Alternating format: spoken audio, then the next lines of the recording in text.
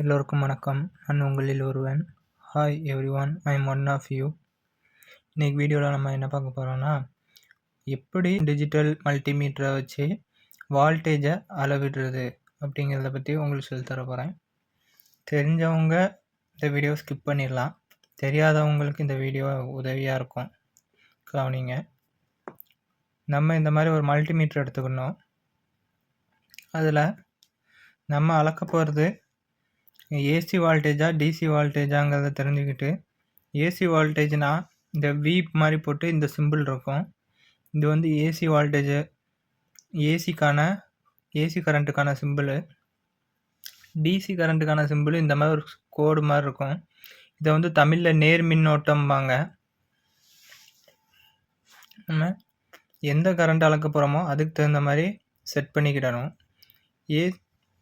AC மின்னோட்டத்தை நம்ம இப்போ அளக்க போகிறோம் அப்படிங்கிறதுனால நம்ம வந்து டயலை வந்து 750 வோல்ட்டுக்கு செட் பண்ணிக்கிறோம். செட் பண்ணிவிட்டு நம்ம வீட்டில் இருக்கிற ப்ளக்லேருந்து வரக்கூடிய கரண்ட்டை நம்ம இந்த ரேஞ்சில் செட் பண்ணி வச்சுட்டு அளக்கலாம். இந்த பிளாக் கேபிளை காம்ங்கிற பாயிண்டில் சொருவிட்டு இந்த ரெட் கேபிளை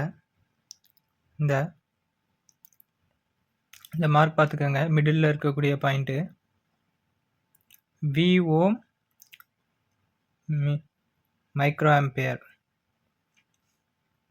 இந்த பாயிண்டில் இந்த சிகப்பு பிளக்கை சொருகிறோம். அடுத்து நம்ம என்ன பண்ண போகிறோம்னா, செவரில் இருக்கக்கூடிய ப்ளக் பாயிண்டில் எத்தனை வோல்டேஜ் வருதுங்கிறத அளவிட போகிறோம். இந்த இருக்குது மல்டிமீட்ரு, எல்லாமே ஃபிட் பண்ணியாச்சு, டயல் செட் பண்ணியாச்சு. இப்போது இதை கொண்டு போய் அதில் சொருகிறது தான் இப்போ நம்மளோட வேலை. ஃபஸ்ட்டு ரெட்டை ஒரு சைட்லேயும் சொருவலாம், இதை நீங்கள் எந்த ஹோல்லனாலும் சொருவலாம்.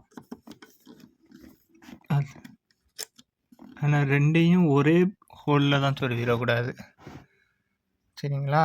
சொருவிட்டோம். இங்கே ரீடிங் காட்டுது பாருங்கள், 99, 98, 100 இப்படி மாறி மாறி இந்த வோல்டேஜுக்குள்ளே தான் நமக்கு வீட்டுக்கு கரண்ட்டு இந்த வோல்டேஜ் ரேஞ்சில் தான் வந்துட்டுருக்கு.